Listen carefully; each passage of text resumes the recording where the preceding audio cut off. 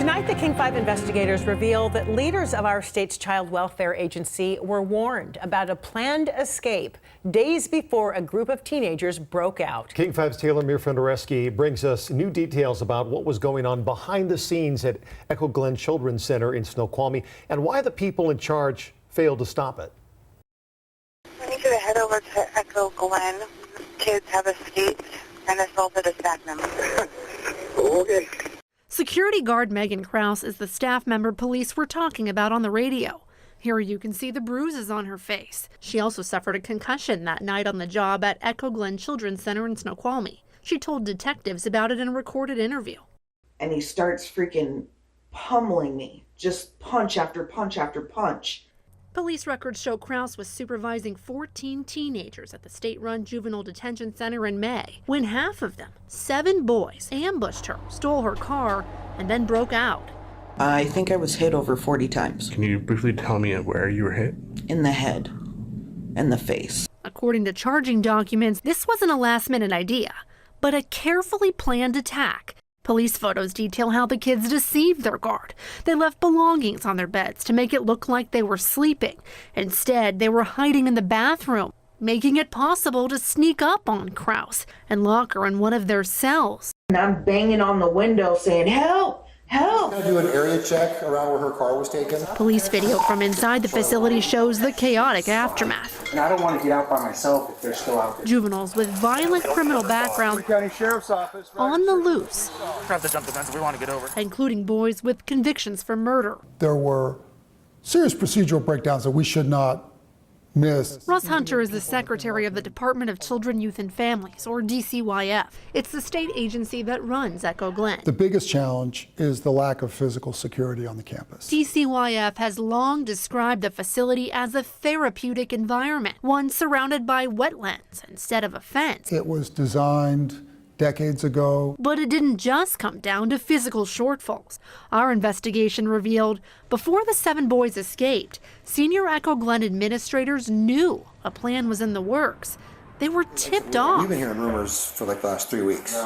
Yeah. Police records obtained by King 5 show that just 2 days before the boys broke out, an Echo Glen official warned police a teenager might attempt to escape. Echo Glen leaders got suspicious after a person on the outside was seen waving a gun at the front gate. And a parent called with a tip that an escape plot was brewing. The superintendent warned staff to be on the lookout. But on the night of the escape, employees like this rehabilitation officer complained the facility was critically short-staffed, with only 1 security guard and a trainee patrolling the campus. We have gone round and round with the administrators, telling them, you need to get more staff, we don't have the ability to deal with this, blah, blah, blah. They just, ignore us as usual.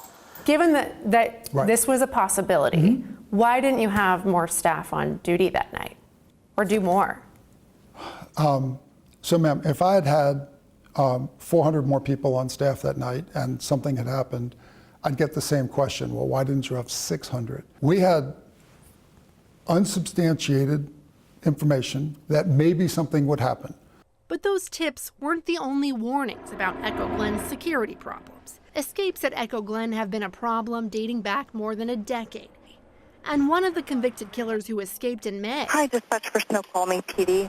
had done it before in nearly the same way. They stole a vehicle, they stole a phone, they assaulted the nurse to get those 2 items. That was almost a year and a half earlier, in January 2022.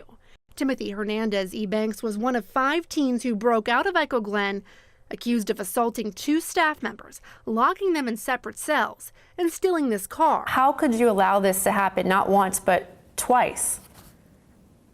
I'm not happy about it happening once or twice.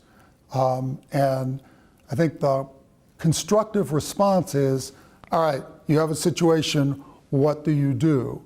And how do you cause this to not happen again? Hunter says his team has made improvements to prevent future problems, like hiring extra security, beefing up training, boosting pay, requiring staff to lock up personal property like car keys. And they're beginning work on a multi-million-dollar fence that he expects will be done sometime next year. Why was that not done in January of 2022? This should have been handled years ago. Mike Yastrzemski is the president of the union that represents workers at Echo Glen. They're concerned for their safety. He says DCYF bosses have made years-long promises of a safer facility for youth and staff, but repeatedly failed to deliver. Because there still has not been the true dedication needed to prevent it. Again, we're still completely understaffed.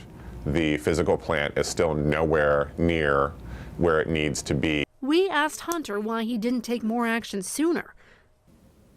The answer is we didn't react adequately quickly 22 months ago to make enough change in there, and we're reacting today. Why is it taking so long for a fence to actually be built? This is not like call, whatever the first fencing company in the Yellow Pages is. It's a secure fence that you can't climb. It's in a wetlands, so it has permitting. We are very focused on building that as fast as possible. It has our full attention getting it done. In Snoqualmie, Taylor Muir-Fundereski, King 5 News. All of the teens who escaped in May were apprehended. 4 of them were charged with felonies in adult court. The victim, Megan Krause, is not back to work yet. She declined our interview request, but she did want us to know that the entire situation has felt like a nightmare.